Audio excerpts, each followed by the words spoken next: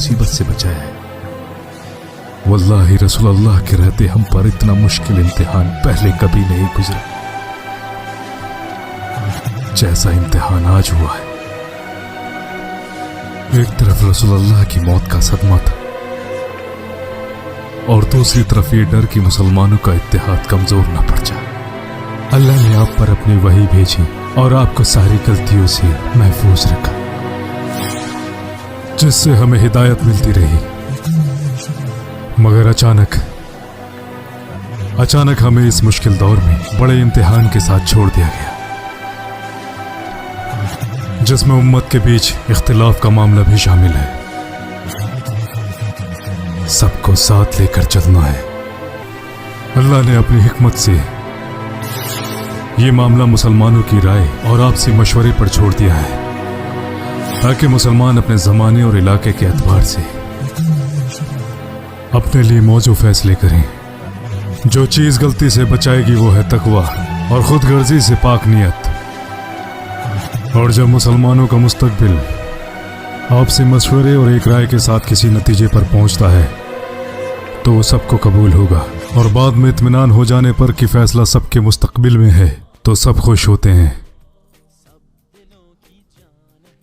और अगर इसका नतीजा गलत साबित हुआ तो कोई एक दूसरे पर इल्जाम नहीं लगाएगा, क्योंकि ये आपसे मशवरे के साथ लिया गया फैसला था। ऐसी सूरत हाल में वो अपने लिए गए फैसले पर दोबारा गौर करेंगे। वल्लाही आपने बिल्कुल सच कहा है। आपका ये रवैया रहती दुनिया तक लोगों को याद रहेगा। यह उनको सही रोशनी दिखाएगा और परखने का पैमाना साबित होगा। और जब रसूलुल्लाह सल्लल्लाहु अलैहि वसल्लम की वफात के बाद वही का सिलसिला खत्म हो चुका है, तो आप मुसलमानों को अल्लाह की किताब, रसूलुल्लाह की सुन्नह और आपसी मशवरे से ही हिदायत लेनी होगी। और फिर कोई ये दावा ना कर सकेगा कि उसे ही अल्लाह की किताब पर इल्म हासिल है और इसके माने सिर्फ उसे ही मालूम है, और वो लोगों पर अपने फैसले मंसूख करता फिरे। मगर हमने तो सुना है कि वहां आवाजें ज्यादा बुलंद थीं, लोगों में इख्तिलाफ था और तिफरके के हालात हो गए थे, और कुछ खुदगर्ज लोग बाकी लोगों का फायदा उठाना चाहते थे जब तक कि वो अबू बकर के नाम पर मुत्तफिक ना हो गए। फिर शूरा क्या है अब्दुल्ला? इसका मतलब यही है कि लोग अपनी समझ, काबिलियत और हालात के हिसाब से फैसला देंगे। वो तब तक एक दूसरे से बहस करेंगे जब तक कि सारे मिलकर एक राय कायम न कर लें, और फिर इज्तमाई तौर पर उसे कबूल कर लें। जहां तक कुछ लोगों में इख्तिलाफ और उनके ख्वाहिशात की बात है तो अल्लाह ही बेहतर जानता है। हम दिलों के हालात से वाकिफ नहीं, और ना हम खुद को दूसरों से बेहतर ख्याल करते हैं, और ना ही किसी ठोस सबूत के बगैर फैसला करते हैं। अल्लाह ने हम में से किसी को खता से पाक नहीं किया। अच्छी नीयत के बावजूद हमसे गलतियां हो सकती हैं, और कोई हक की बात भी कर सकता है, अगरचे उसका इरादा बातिल का हो। तो हमें हक बात को तरजीह देनी है, बल्कि हमें हक बात का ही साथ देना है। हिकमत मोमिन का गुमशुदा माल है, जहां भी मिले अपना हक समझ कर ले लेने चाहिए। मेरी बात याद रखो, लोग गलतियों पर होंगे अगर वो रसूलुल्लाह के सहाबाओं को खताओं से परे जानेंगे, या फिर वो उन्हें एक इंसान से ऊपर का दर्जा देते हैं, चाहे वो अल्लाह से कितने डरने वाले ही क्यों ना हो। तो फिर चाहे फैसला सही हो या गलत, लोग आंख बंद करके उनकी बात पर यकीन करेंगे, और ये रास्ता उन्हें दीन की मजम्मत की तरफ ले जाएगा। और उसके बाद वो लोग होंगे जो ना अल्लाह पर यकीन रखेंगे ना उसके रसूल पर, कि वो लोग खुद ही इस्लाम के दुश्मन हो जाएंगे। वल्लाही ऐसा ही है। लोगों का ख्याल है कि सहाबा खताओं से पाक और मासूम हैं, तो वो कभी उनके सामने अपनी बात न रख पाएंगे, इस डर से कि बाकी सब लोग तो खतागार हैं, और यही इख्तिलाफ की वजह बन जाएगा।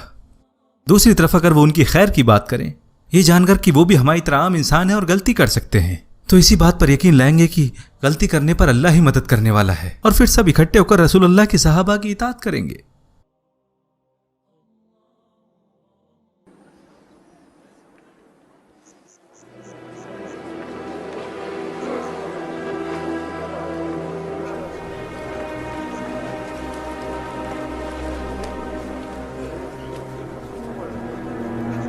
है लोगों, आप सभी को मालूम है जो कुछ भी मैंने कहा वफात के बारे में सुनकर रसूलुल्लाह सल्लल्लाहु अलैहि वसल्लम की, जो कुछ भी मैंने कहा वो सिर्फ मेरे अपने ख्याल थे। ये ना तो मैंने अल्लाह अज़्ज़ व जल की किताब में ऐसा कुछ देखा, और ना ही रसूलुल्लाह ने मुझसे ऐसा कुछ कहा था। जो कुछ भी मुझसे कहा गया या जो कुछ भी मैंने कहा, कुरान की उस आयत की वजह से कहा, जिसमें लिखा था, और इसलिए हमने तुमको एक उम्मत बनाया है ताकि तुम उस उम्मत पर गवाह बनो और बाकी पैगंबर आप पर गवाह बने। सदक़ल्लाहुल अज़ीम। वल्लाही मेरा यकीन था कि रसूलुल्लाह इस उम्मत का आखिरी अमाल देखने तक जिंदा रहेंगे। कल जो कुछ भी मैंने कहा उसकी वजह यही थी, और अल्लाह ने आप लोगों के लिए अपनी किताब छोड़ी है जिसमें हिदायत मौजूद है और जिसके जरिए रसूलुल्लाह सल्लल्लाहु अलैहि वसल्लम ने आपकी रहनुमाई की। अगर आप इसको मजबूती से थामते हो तो यह आपको सही रास्ता दिखाएगी। अल्लाह ने आपको इख्तियार दिया है कि अपने बीच से एक बेहतर खलीफा का इंतखाब कर सको, साहिब रसूलुल्लाह, और जिन्होंने गार सौर में भी आपका बखूबी साथ दिया, और आप लोगों में से एक बेहतरीन इंसान। आ जाओ और उनकी बैत कर लो।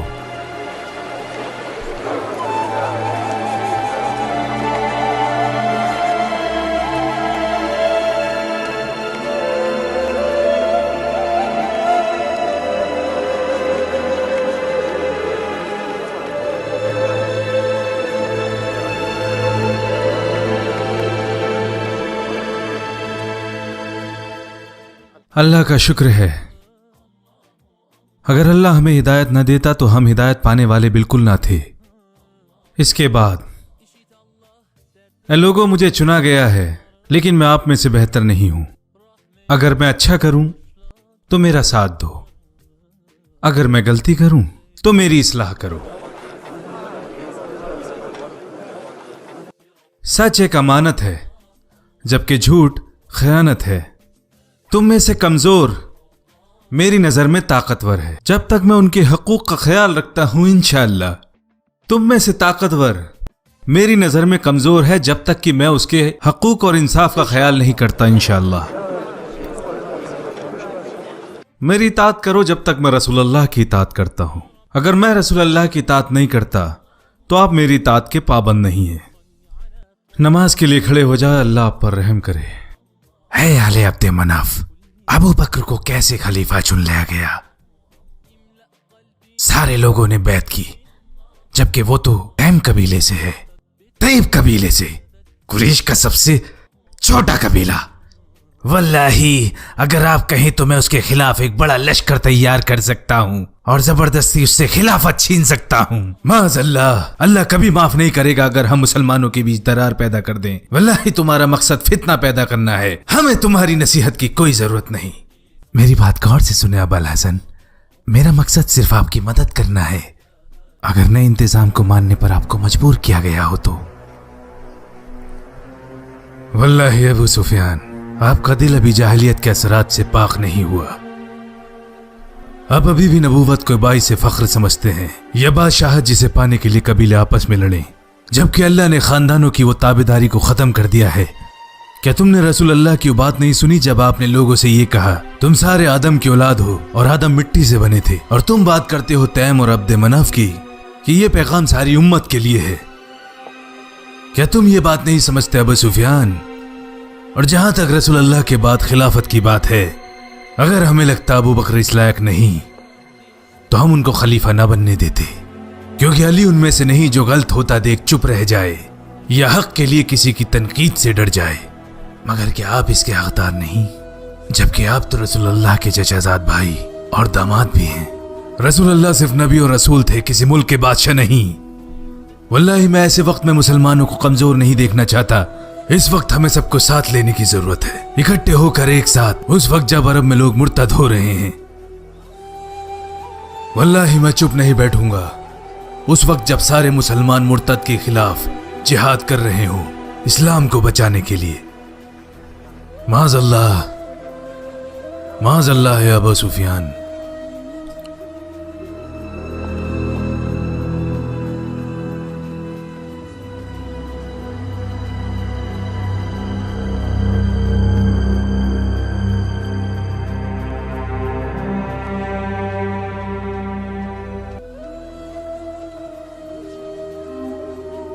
या अबुल हसन, आपने आने में इतनी देर कैसे कर दी? तमाम लोग आपका इंतजार कर रहे हैं। आप तो जानते हैं उमर, मैं रसूलुल्लाह की तजहीज़ व तदफीन में मसरूफ़ था। इसके अलावा आपकी बेटी भी शदीद बीमार थी। बेहतर होता कि इस मामले में आप थोड़ा सब्र रखते, ताकि हम भी अपनी राय मशवरा दे देते। अल्लाह जानता है, इस मामले में जल्दी करने का हमारा कोई सबब नहीं था, सिवाय इसके कि मुसलमान आपस में बट ना जाएं, जबकि उस वक्त चारों तरफ से खतरा नजर आ रहा था।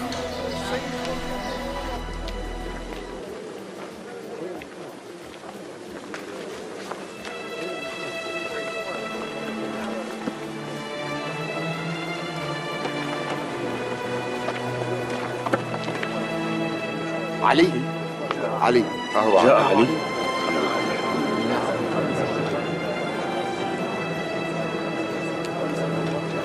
इस बारे में कोई शक नहीं कि आप रसूलुल्लाह के खलीफा हैं। अपना हाथ आगे बढ़ाएं ताकि मैं बैत कर सकूं।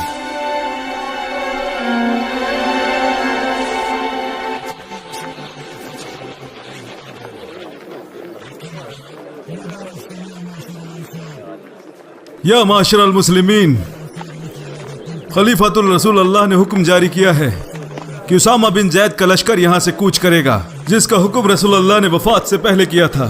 उसामा के लश्कर का हर सिपाही अलजुर्फ के मुकाम पर शामिल हो रहे हैं। या माशरल मुस्लिमीन, उसामा के लश्कर का कोई सिपाही बाकी न रहे। आज सबको वहां पर इकट्ठा होना है। खलीफातुल रसूलुल्लाह आपसे अलजुर्फ में मिलेंगे। या रसूलुल्लाह के खलीफा, आपको तो मालूम ही है कि अरब के लोग मुर्तद होते जा रहे हैं, और अब आप उसामा का लश्कर भी भेज रहे हैं, जिसमें मुहाजिर और अंसार के बहुत से बहादुर लोग हैं। हमें डर है कि कहीं उनकी गैर मौजूदगी में ये लोग हम पर हमला ना कर दें, और बद्दू मुशरिकीन मदीने का घेराव करके आप और यहाँ के मुसलमानों पर हमला कर सकते हैं। और मदीना तो रसूलुल्लाह का घर है। अगर आप लश्कर को यहीं रहने दें तो इन लोगों के खिलाफ हमें मजबूती मिल जाएगी।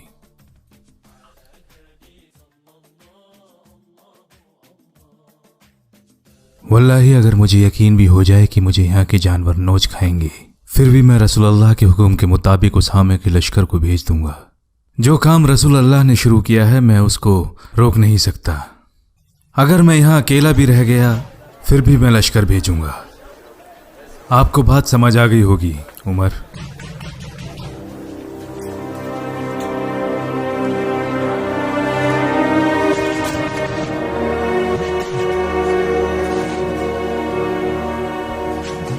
जाओ और उसामा के साथ मिलो, और लश्कर का साथ तब तक मत छोड़ना जब तक मेरा कोई पैगाम ना आ जाए। अंसार के कुछ बड़े लोगों ने मुझसे अकेले में बात की, जो मैं आपसे कहना चाहता था। उन्होंने कहा अगर खलीफा की मर्जी है तो हम जरूर जाएंगे, लेकिन हम चाहते हैं कि लश्कर की क़यादत उसामा के बजाय किसी बुजुर्ग के सुपुर्द कर दी जाए। तुम्हारी माँ तुम्हें खो दे अल खत्ताब, जिसको रसूलुल्लाह ने खुद मुकर्रर किया हो, तुम चाहते हो कि मैं उसको हटा दूं? अब्बा जी, अब्बा जी, इन लोगों को जहन्नुम की आग से बचा लीजिए अब्बा जी, इनका दिमाग खराब हो चुका है। इस्लाम में दाखिल होने के बाद हमने मोहम्मद की इताअत की, अब जबकि वो नहीं रहे तो हम किसी की इताअत के पाबंद नहीं हैं, और अब हम वही करेंगे जो हम पहले किया करते थे। अब आपके बाद जो लोग क़यादत चाहते हैं हम ऐसा होने नहीं देंगे। क्या बुरी नसीहत दे रहे हो? हटो, हटो वहां से, अल्लाह तुम्हारा मुंह काला करे। जो भी तुमने कहा, हटो वहां से। या अहले मक्का, या अहले मक्का, इस्लाम को बाद में अपनाने वाले और पहले छोड़ने वाले मत बनो।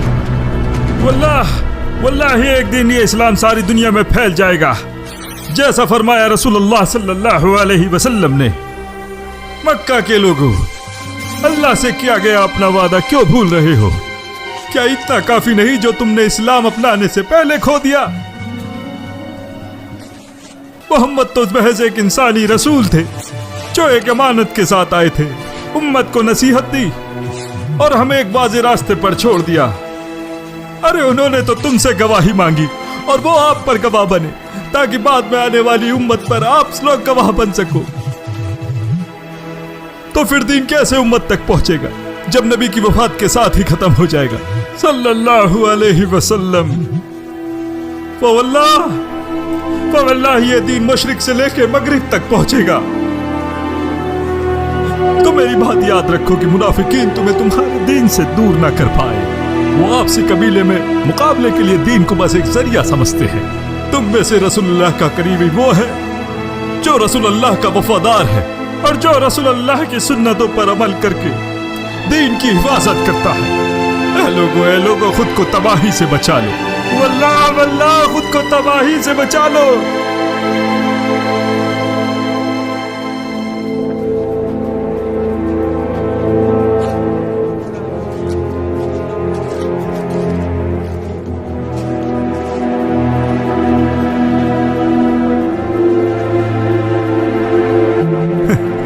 अल्लाह का शुक्र है कि उसने मुझे ये दिन दिखाने तक जिंदा रखा।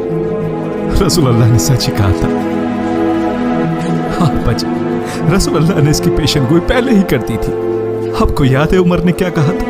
जब आप उमर ने रसूल अल्लाह से इजाजत मांगी थी कि वो आपके दांत निकाल देंगे ताकि आप कभी भी रसूल अल्लाह के खिलाफ बात न कर सके। आपको याद है रसूल अल्लाह ने उमर से क्या कहा था? जाने दो उमर, एक दिन तुम उन्हें ऐसे मुकाम पर पाओगे जहां उन्हें देखकर तुम्हें बेहद खुशी होगी। और ये वही मुकाम है। बेशक रसूलुल्लाह ने सच ही कहा था। अल्हम्दुलिल्लाह। अब बताओ क्या कहते हो उमर? मेरा ख्याल है कि मैं बहुत सख्त इंसान हूं, जबकि रसूलुल्लाह एक अजीम, करीम और रहीम शख्सियत थे।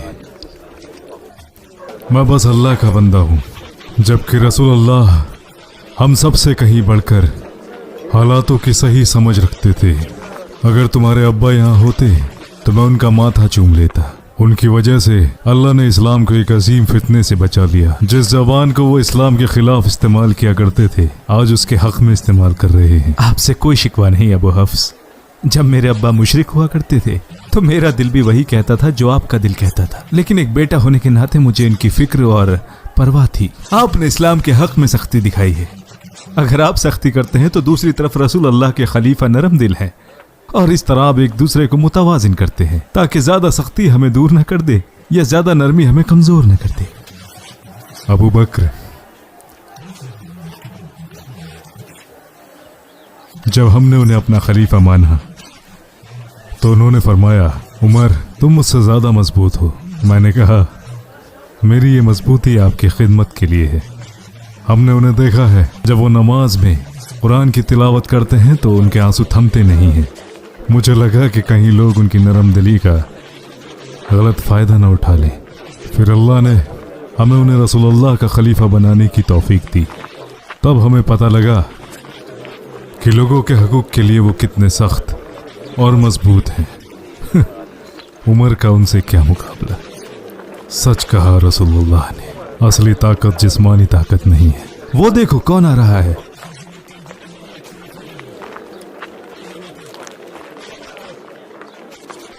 वल्लाहि वाशी, तुम हो? मक्का में कैसे आना हुआ? जो कुछ इस नेजे से किया उसका कुफारा करने आया हूं, और जो कुछ इसने मेरे साथ किया, हो सकता है कि अल्लाह मेरे पुराने गुनाहों को बख्श दे, और अब मैं इसका इस्तेमाल अल्लाह की राह में करूंगा। तुम अपने लोगों में वापस आ गए हो वाशी।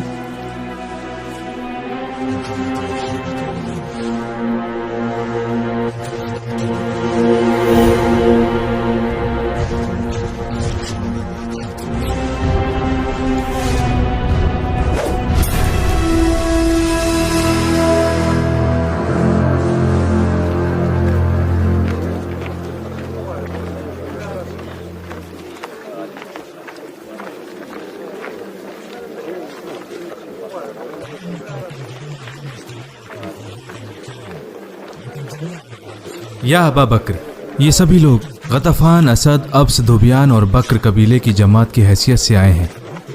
हम यहाँ आपको अपना फैसला सुनाने आए हैं जिस पर हमारे सभी लोगों की राय शामिल है। हमें उम्मीद है कि आप हमारी बात सुनेंगे और उसे कबूल भी करेंगे, और फिर हम लोग अपनी जगह वापस लौट जाएंगे। मेरा ख्याल है कि इसी में सबकी भलाई है। हमने दूसरों की तरह इस्लाम को नहीं छोड़ा, लेकिन हमारा मानना है कि हमारे पैसे पर हमारा पूरा अख्तियार है। हम जैसे चाहें वैसे खर्च करें।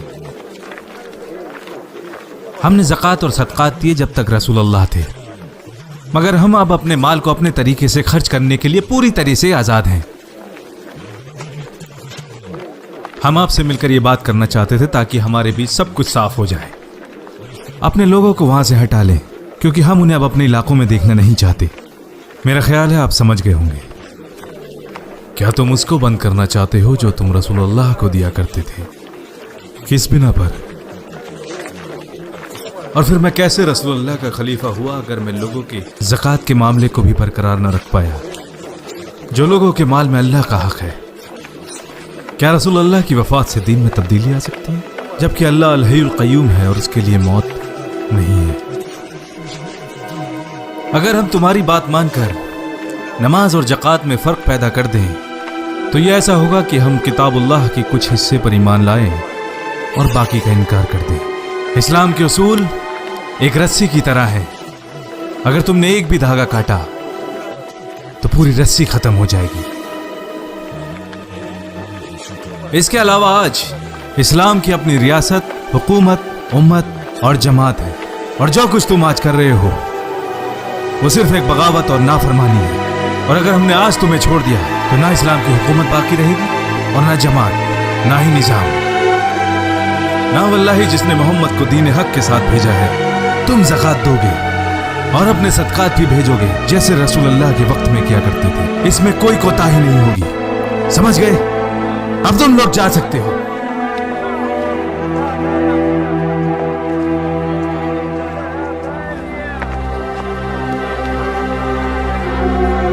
या खलीफतुर रसूलुल्लाह, मुझे लगता है आपको अपने फैसले पर दोबारा सोचने की जरूरत है, इससे पहले कि ये लोग अपने कबीलों तक पहुंच जाएं। हाँ अबू बकर, हमारे पांव तले जमीन पहले ही हिल रही है और इसको संभाले रखना हमारे लिए मुश्किल हो रहा है। अल यमन, हद्रामौत, तमीम के लोग, इसके अलावा बहरीन और हर जगह से बगावत की खबरें आ रही हैं।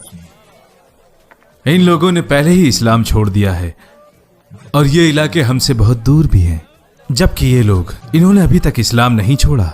यहाँ थोड़ी नरमी की जरूरत है। ये तो बस ज़कात ना देने पर गौर कर रहे हैं ताकि छोटे खतरे के बनिस्बत बड़े खतरे से निपटा जा सके। क्या हो गया है तुम लोगों को? जो कुछ भी मैंने कहा उसके बाद ये तुम्हारा रवैया है? हमने तुम्हें सुना, अब आप हमें सुने। इन लोगों के इलाके मदीने से ज्यादा दूर नहीं है और हमें मालूम है कि इन लोगों ने अपने लश्कर पहले ही तैयार कर रखे हैं। हमारी तादाद पहले से कम है क्योंकि उसामा और उसका लश्कर पहले ही जा चुका है। अक्लमंदी इसी में है कि इन लोगों की बात मान ली जाए ताकि हम अपनी सारी ताकत उन लोगों पर लगा सकें जो तादाद में बहुत ज्यादा हैं। उसामा के लौटने पर हमारी ताकत पहले से ज्यादा हो जाएगी। क्या हो गया है तुम्हें अल-खत्ताब? क्या तुम सिर्फ जाहिलियत में बहादुर थे और अब इस्लाम में बुज़दिल हो गए हो? वही अब बंद हो चुकी है और इस्लाम मुकम्मल हो चुका है। क्या मेरे जीते जी ज़कात भी खत्म हो जाएगी? तो हम उन लोगों से कैसे जंग करेंगे जो अभी भी मुसलमान हैं? अल्लाह के नबी ने फरमाया, मैं तुम्हें हुक्म देता हूँ कि लोगों से किताल करो जब तक वो इस बात की गवाही नहीं देते कि अल्लाह के सिवा कोई माबूद नहीं, और जिसने भी ये गवाही दी उसका जानो माल महफूज है अगर वो हक पर है। हाँ, मगर हक के लिए उमर, हक के लिए। और ज़कात माल में से हक है। और वल्लाही जिसने भी नमाज और ज़कात में फ़र्क किया तो मैं उससे किताल करूँगा, और जो हिस्सा वो रसूलुल्लाह को दिया करते थे अगर उसमें कमी आई मैं फिर भी उनसे किताल करूँगा। और अगर उन्होंने माशरे से गद्दारी करने की सोची भी तो मुझसे बुरा कोई नहीं होगा। और यह इसलिए भी ज़रूरी है कि आने वाले दिनों में कोई फितना इस्लाम को कमज़ोर ना कर दे और मुसलमानों का ये निज़ाम बिखर जाए। अगर मैं उनसे नरमी दिखाऊंगा तो बाकी लोग उनकी पैरवी करने लगेंगे, और अगर मैं उनसे सबक सिखाता हूं तो ये दूसरों के लिए भी सबक होगा। अल्लाह ने आपकी ज़बान पर हक जारी कर दिया है अबू बकर, आप आगे बढ़े, हम सब आपके साथ हैं। अब जब आप लोग मेरे साथ हैं तो मैं ये बताना चाहता हूं, मैंने उन लोगों के चेहरे पर गद्दारी देखी है और बहुत जल्द वो हमारे मुकाबले पर खड़े होंगे। हम नहीं जानते कि वो रात को हमला करेंगे या दिन में, मगर हमें तैयार रहना चाहिए।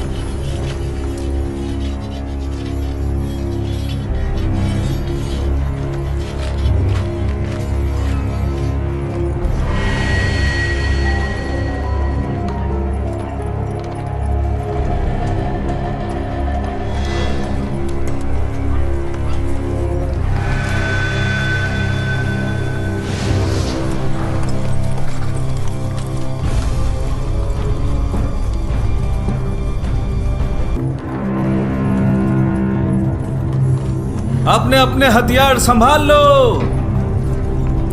अल्लाह के दुश्मन आ चुके हैं।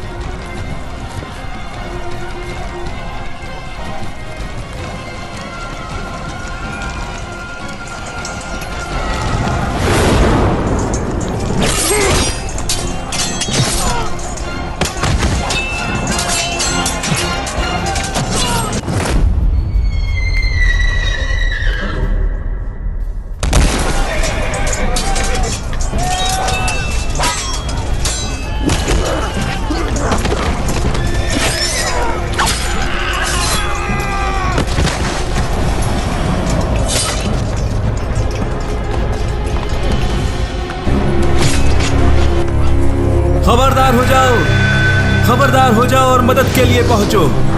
खबरदार हो जाओ।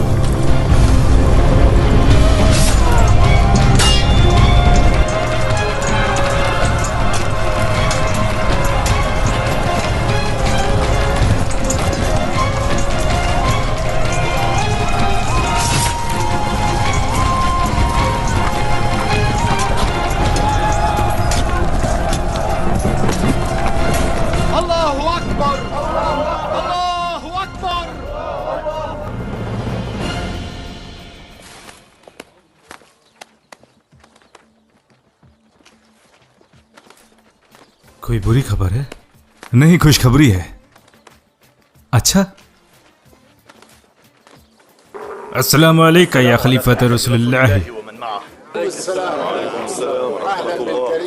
खैर मकदम है आदि बिन हातिम ताई। कैसे आए? मैं अपने कौम के उन लोगों के लिए ज़कात और सदकात लेकर आया हूं जो इस्लाम पर साबित कदम हैं। आज हमें बहुत अच्छी खबरें सुनने को मिल रही हैं। अल्हम्दुलिल्लाह। आपसे पहले सफ़वान इब्न सफ़वान अल तमीमी अपनी कौम बनु अम्र के सदकात लाया था। फिर ज़िब्रकान इब्न उबैदा अपनी कौम औफ के सदकात लाया था।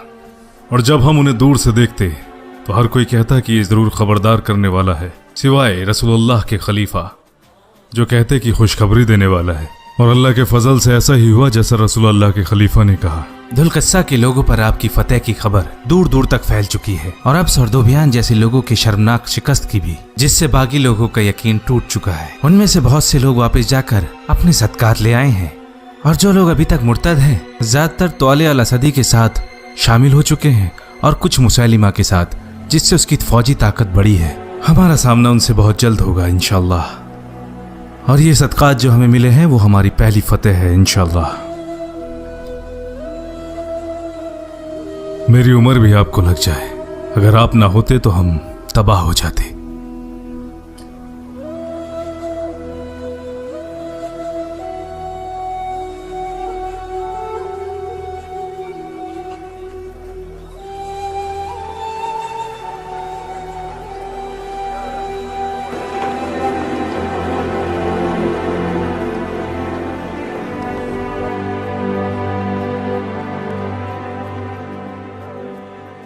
अल्लाह का एहसान है जिसने आप लोगों को सही सलामत वापस भेज दिया। जैसा आप लोगों को मालूम है, अब्स, धुबियान और बकर कबीले के लोगों को शैतान ने गुमराह कर दिया है और उनकी इज्जत को गुमराही में बदल दिया है और अपने ही उन लोगों का कत्ल कर दिया जो इस्लाम पर अटल थे। उन्होंने एक बार फिर एक बड़ा लश्कर तैयार किया है जो अबरक में रबादा के पास डेरा डालकर बैठे हैं वल्लाही मैं उनके साथ ऐसा सलूक करूंगा जैसा कि अब तक अरबों ने कभी ना देखा होगा। उसामा, मैं तुम्हें मदीने की जिम्मेदारी सौंपता हूं ताकि तुम और तुम्हारे सिपाही यहां आराम कर सकें। यहां रहकर इसका मतलब तो यह हुआ कि आप खुद लश्कर की क़यादत करेंगे या खलीफतुर रसूलुल्लाह? हम आपसे गुजारिश करेंगे या खलीफतुर रसूलुल्लाह कि आप मदीना में ही रहें। अगर आपको कुछ हो गया तो हालात और ज्यादा खराब हो जाएंगे। सही कहा। लश्कर की जिम्मेदारी आप किसी और को सौंप दें और अगर उसे कुछ हो जाए तो किसी और को उसकी जगह तैनात कर दें। अगर आप मदीना में ही रुकते हैं तो दुश्मनों की मुश्किलात और बढ़ जाएंगे। और मैं आपसे उतना ही कहूंगा जितना रसूलुल्लाह ने कहा था जंग उहद में, अपनी तलवार मयान में ही रखें। हम आपको खोने का गम बर्दाश्त नहीं कर सकते। ना वल्लाही मैं नहीं मानूंगा, मैं आपके साथ ही रहूंगा।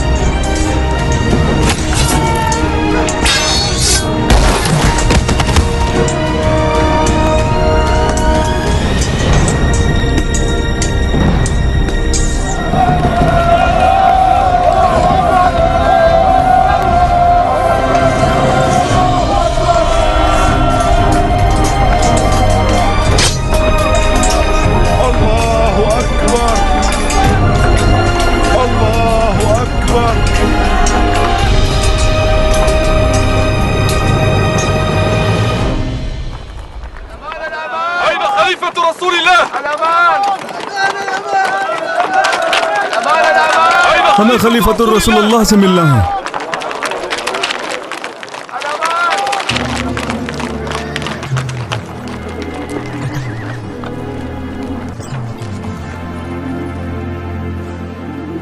हम उन लोगों से अलग हैं जो दूसरी जगहों पर चले गए और तुलेहा अल-असदी और मुसैलिमा से जाकर मिल गए।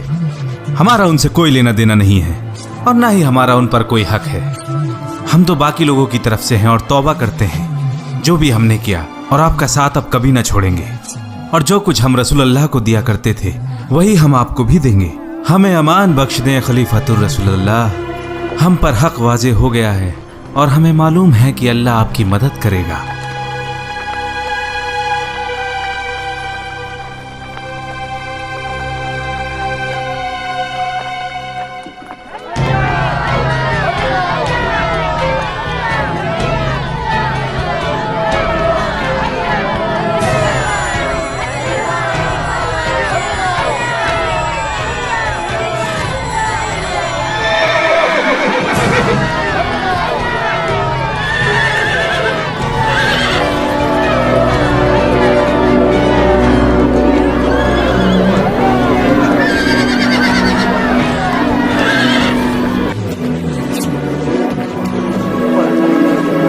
इस घोड़े को काबू करने की कोशिश कर रहा है ताकि इस पर सवारी की जा सके, लेकिन अब तक कोई कामयाब नहीं हो सका। और तो इन्होंने इस घोड़े को काबू करने के लिए इनाम भी रखा है। वैसे क्या इनाम है इस पर?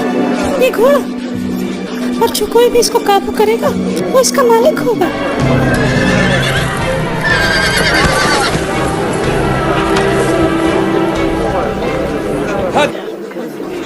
वल्लाही ये कोई घोड़ा नहीं है, ये तो शैतान है, शैतान। अरे लानत है तुम पर, एक घोड़े को काबू नहीं कर पाए। अच्छा चलो देख लेते हैं तुम क्या कर सकते हो।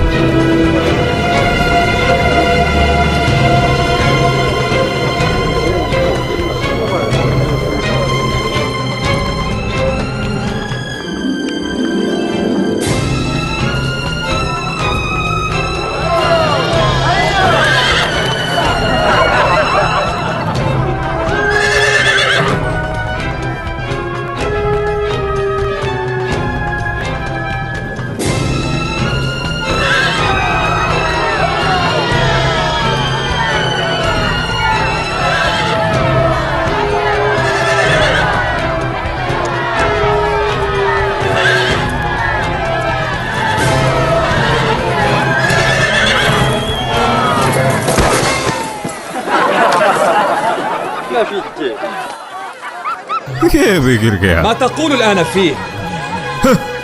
अब बताओ क्या कहते हो। वल्लाही तुमने बिल्कुल ठीक कहा था, इसके जिस्म में तो शैतान की रूह बसती है। अरे इसे जंगल में छोड़ाओ, हमें यहाँ शैतान नहीं चाहिए। ठीक है, तो इस शैतान को हम भगाएंगे।